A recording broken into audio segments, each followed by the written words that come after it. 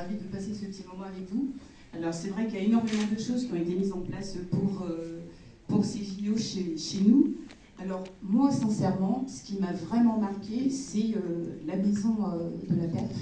J'ai trouvé que c'était quelque chose d'extraordinaire pour les athlètes d'avoir ce lieu qui était en fait accolé au village, c'est-à-dire on y va tout de suite lorsqu'on n'est pas bien, de pouvoir s'entraîner là-bas, de pouvoir se soigner là-bas, de rencontrer les athlètes, d'échanger, de se couper de temps en temps du village. Pour moi, c'est l'une des plus belles innovations en fait, qu'on a pu apporter en fait, aux athlètes.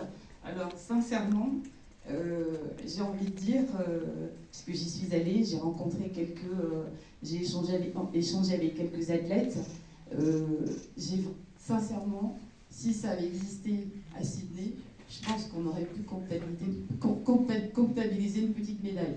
Donc, bravo, c'est vraiment sincère.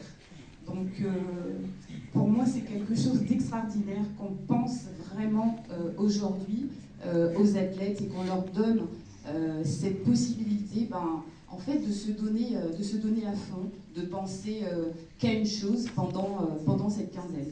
Donc, on espère sincèrement qu'à Los Angeles, il y aura cette maison de la perf.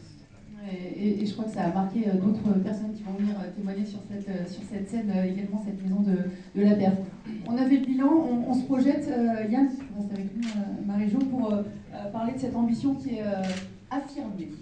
Oui, une ambition affirmée parce que j'ai toujours considéré Paris comme un point de départ et pas un aboutissement. Et donc on a consolidé pendant 5 ans un modèle qu'on pensait vertueux.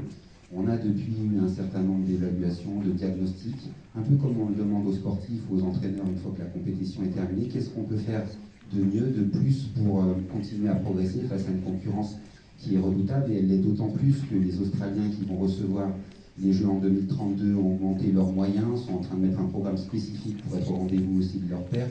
Je pourrais citer l'Allemagne qui est en train de faire un copier-coller de la stratégie qu'on a pu porter en France. Je pourrais parler des Anglais qui ont mal vécu, qu'on leur passe devant, qui sont en train de se remobiliser aussi pour nous la faire à l'envers, ou les Pays-Bas, etc., etc. Donc il faut qu'on soit assez prudent, et donc c'était important qu'avec tous les collègues, avec les fédérations, il y a eu pas mal d'inspections générales, il y a eu pas mal d'auditions, qu'on se pose les bonnes questions pour aller de l'avant et améliorer encore